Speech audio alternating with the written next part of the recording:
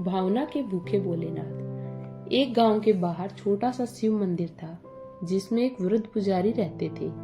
एक दिन एक गरीब माँ अपने नन्हे से बालक को मंदिर के द्वार पर छोड़कर चली गई। बहुत खोजने पर भी पुजारी जी को बालक के परिवार का कुछ भी पता नहीं चला। जब गांव का कोई भी व्यक्ति उस बालक को लालन पालन करने को तैयार नहीं हुआ तो पुजारी जी ने भगवान शिव की इच्छा समझकर उसे अपने पास रख लिया और उसका नाम भोला रख दिया। गांव के श्रद्धालु भक्तों से जो कुछ भी प्राप्त होता उसी से भगवान शिव का, पुजारी जी का और बालक भोले का किसी तरह गुजारा चलता। यदि किसी दिन कम भी पड़ता तो पुजारी जी बालक भगवान को भोग लगाकर स्वयं गंगा जल पीकर रह जाते। धीरे धीरे भोला बड़ा होने लगा और अब वह पुजारी जी के कामों में हाथ बंटाने लगा। पुजारी जी के थके हारे बूढ़े हाथों को कुछ आराम मिलने लगा, इसलिए उन्होंने भोले को मंदिर की सफाई, भगवान शिव की पूजा, उनको भोग लगाने और उनकी आरती करने की विधि अच्छी प्रकार समझा दी। अब वे स्वयं भगवान शिव के नाम संकीर्तन में समय व्यतीत करने लगे। एक दिन भगवान शिव के मंगलकारी नाम शिव शिव जपते हुए उनके प्राण छूट गए। अब बालक भोला का इस संसार में भगवान शिव के सिवा और कोई सहारा नहीं रहा। उसने पुजारी जी की ये 3 बातें कभी नहीं भूली। नंबर 1, भगवान भोलेनाथ शिव शंकर को ताजी गर्म रसोई का ही भोग लगाना है। नंबर 2, भगवान को भोग लगाए बिना स्वयं कुछ नहीं खाना है। नंबर 3, भगवान शिव पर विश्वास रखकर कभी भी किसी भी वस्तु का संग्रह न करना, बासी भोजन का भी नहीं।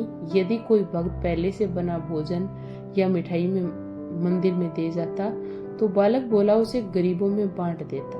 वह ताजा रसोई बनाकर ही भगवान को भोग लगाता, उसके बाद ही स्वयं प्रसाद ग्रहण करता और यदि बच गया तो उसे बांट देता। यदि रसोई बनाने की सामग्री न होती तो भोले बाबा और भोले भक्त दोनों गंगा जल पीकर ही सो जाते। एक बार बरसात का मौसम आया और 3-4 दिन तक मूसलाधार वर्षा होने से मंदिर में एक भी भक्त नहीं आया।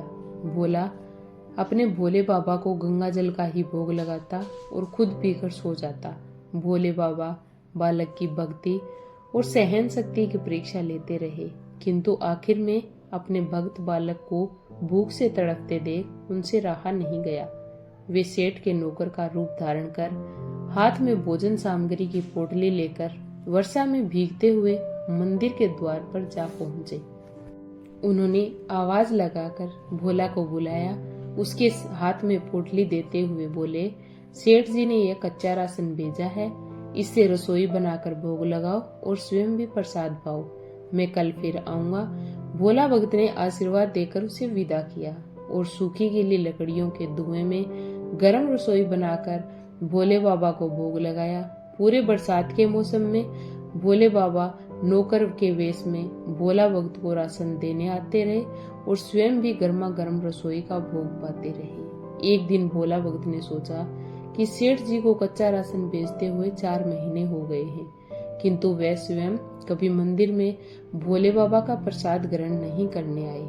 अगले दिन जब भोले बाबा नौकर के वेश में सीधे ही पोटली देने आए तो भोला भक्त उनसे बोला, भाई तुम्हारे इतने धर्मात्मा सेठ जी कभी भी स्वयं मंदिर में प्रसाद लेने नहीं आए, इस कारण मेरा हृदय अत्यंत दुखी हो रहा है। अपने सेठ जी से कहना वे भी मंदिर में प्रसाद ग्रहण करने अवश्य पधारे। सुनकर नौकर बने भोले बाबा चौंक कर घबरा उठे और बोले, पुजारी जी, सेठ जी मेरे द्वारा आपको कच्चा राशन भेजते हैं, आप इसे भगवान का भी भोग लगा लेते हैं और स्वयं भी प्रसाद पाते हैं, फिर सेठ जी को बीच में बुलाने की क्या जरूरत है? जैसा चल रहा है वैसा ही चलने दीजिए ना। भोला बोला, ऐसे कैसे चलने दूं? आपके धर्मात्मा सेठ जी इतने दिनों से कच्चा राशन भेज रहे हैं, क्या मैं उन्हें भगवान का प्रसाद देने का अपना कर्तव्य भी पूरा ना करूं? मैं किसी का उधार खाने वाला नहीं हूँ। अपने सेठ जी से कह देना कि यदि कल भोले बाबा का प्रसाद ग्रहण करने नहीं पधारे तो मैं उनका कच्चा राशन लेना बंद कर दूंगा। नौकर बने भोले बाबा तो अपने भोले भगत की अकड़ देखकर कांप उठे और यह सोचकर कि आज तो लेने वाला ही देने वाले पर दोष दिखा रहा है। लेकिन सरल हृदय भक्त के मनोभाव पर रीझ कर वे बोले, ठीक है पुजारी जी, कल सेठ जी मंदिर में प्रसाद ग्रहण करने जरूर पधारेंगे। दूसरे दिन बड़े सवेरे ही भोले बाबा नौकर के वेश में दूध और बहुत सामग्री भोजन सामग्री लेकर मंदिर पहुंच गए। भोला चौंकते हुए बोला, भाई आज इतना सारा सीधा किस लिए ले आए? नौकर बने भोले बाबा बोले, पुजारी जी भूल गए क्या, आज आपने सेठ जी को प्रसाद के लिए बुलाया है, इसलिए आप छक्कर रसोई बनाइए और भोले बाबा को भोग लगाइए। हाँ, यह तो बता दीजिए कि सेठ जी किस समय पधारेंगे। भोले ने प्रसन्न होकर उनसे सेठ जी के आने का समय बता दिया। अब भोला भक्त की इच्छा पूर्ण करने के लिए भोले बाबा कैलाश पर सेठ का रूप धारण करने लगे। उधर अपने स्वामी को एक प्यारे भक्त के यहाँ जाने का समाचार सुनकर ममता में अन्नपूर्णा माँ पार्वती भी भला कैसे पीछे रहती। वह भी पति की आज्ञा लेकर सेठानी का रूप धारण करने में जुट गई। जब पार्वती जी और शिव जी ने एक दूसरे को सेठ और सेठानी के वेश में देखा तो चकित हो गए। दोनों एक दूसरे को इससे पहले उन्होंने कभी एक दूसरे का ऐसा रूप नहीं देखा। उधर भोला भक्त सुबह से उनका इंतजार कर रहा था। अपने भोले बाबा को भोग लगाने तो वह चलते फिरते बना लेता था, किंतु आज उसे कई महीनों से भगवान को भोग लगाने के लिए कच्चा राशन भेजने वाले सेठ जी को भगवत प्रसाद देना था। आज उसने अपनी सारी पाक कला झोंक डाली। उसने सेठ जी द्वारा भेजे हुए चावल धोकर खीर बनाई। पूरा भोजन तैयार करके भोला नहाने को चला गया।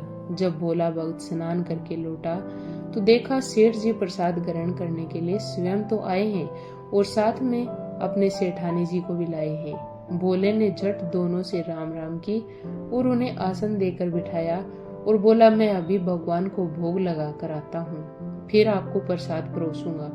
भावना के भूखे भोले बाबा से भूख सहन नहीं हो पा रही थी, इसलिए वह बोले, पुजारी जी भगवान को जल्दी से भोग लगाइए, मुझे भूख सहन नहीं होती। बोला बोला, सेठ जी भूख तो मुझे भी बहुत जोर से लग रही है, किंतु मैं अपनी भूख के कारण भगवान को भोग लगाना नहीं भूलता।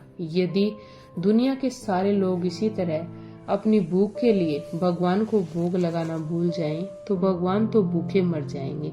सेठ जी बने भोले बाबा एक एक पत्तल उठाते हुए बोले, पुजारी जी आप भोग लगाइए, इधर मैं पत्तल परोस लेता हूँ, मुझे भूख सहन नहीं हो पा रही है। भोला भगत सेठ जी बने भोले बाबा को डांटते हुए बोला, सेठ जी भगवान के काम में ना तो जल्दबाजी चलती और ना ही कंजूसी।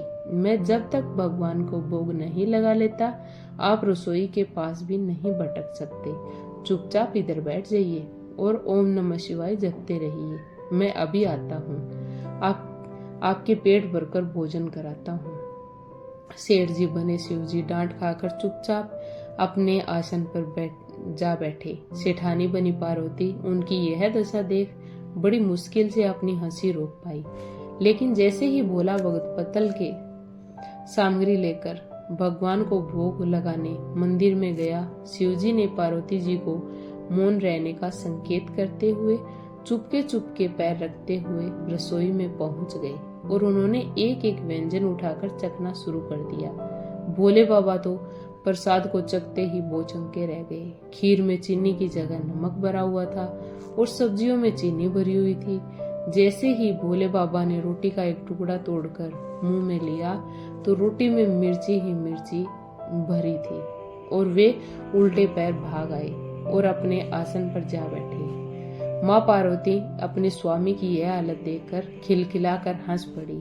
इससे पहले कि भोले बाबा पार्वती के सामने कुछ छिपाई दे पाते, भोला भक्त ओम नमः शिवाय मंत्र का जाप करते हुए आ पहुंचा। उसने भोग को रसोई में मिलाकर उसे पवित्र बना दिया और फिर सेठ जी के सामने पत्तल परोसकर हाथ जोड़कर बोला, सेठ जी अब आप जी भरकर प्रसाद पाओ। भोले बाबा तो अभी भी भक्त की भक्ति से भी जोरदार उनके हाथ की बनी हुई रसोई चख चुके थे, अतः इसे ग्रहण करने की बात सुनकर उनके पसीने छूटने लगे। कभी वह भोले का तो कभी पार्वती का मुंह देखने लगे। भोले को सेठ जी की डील बर्दाश्त नहीं हुई और बोला, सेठ जी अब क्या हो गया आपको? कभी कभी तो इतनी उतावली मचा रही थी और अब क्यों ग्रहण नहीं कर रहे? आप ग्रहण करो तभी तो माताजी भी प्रसाद ग्रहण करेंगे और फिर मैं भी प्रसाद पाऊंगा। भोला की ललकार सुनकर भोले बाबा ने चुपचाप खीर का कटोरा उठाया और सारी नमकीन खीर पी गए। सारा खाना समाप्त हो गया। फिर भोला को होश आया और बोला, सेठ जी, मैं ही बावला था जो इतनी थोड़ी सी रसोई बनाई। मुझे पता होता कि आपको प्रसाद ग्रहण करने का इतना शौक है तो मैं और भी ज्यादा बना लेता।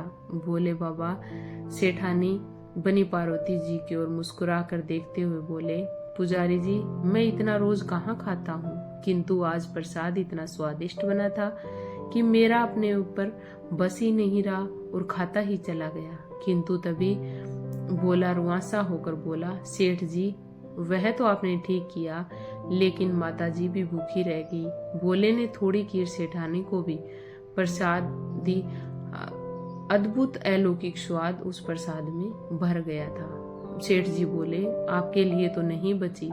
भोला भगत बोला, सेठ जी, आपने और माताजी ने प्रसाद ग्रहण कर लिया, इससे मुझे अत्यंत संतोष हुआ। समझ लीजिए, आप दोनों द्वारा प्रसाद ग्रहण करने से मेरा भी पेट भर गया।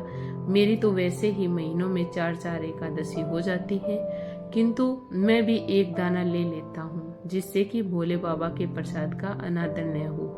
यह कहकर जैसे ही भोले ने खीर के पात्र में लगा चावल का एक दाना उठाकर अपने मुंह में डाला, उनकी जन्म जन्मांतर की भूख प्यास मिट गई और समस्त वासनाओं और इच्छाओं की तृप्ति हो गई। उसके ज्ञान के नेत्र खुल गए और उसने देखा कि उसके सम्मुख त्रिलोकीनाथ भगवान शंकर और जगजननी माँ पार्वती आशीर्वाद की मुद्रा में मुस्कुराते हुए खड़े हैं। भोला दौड़कर उनके चरणों में लौट गया और उनमें समा गया। वीडियो को देखने के लिए आपका दिल से धन्यवाद।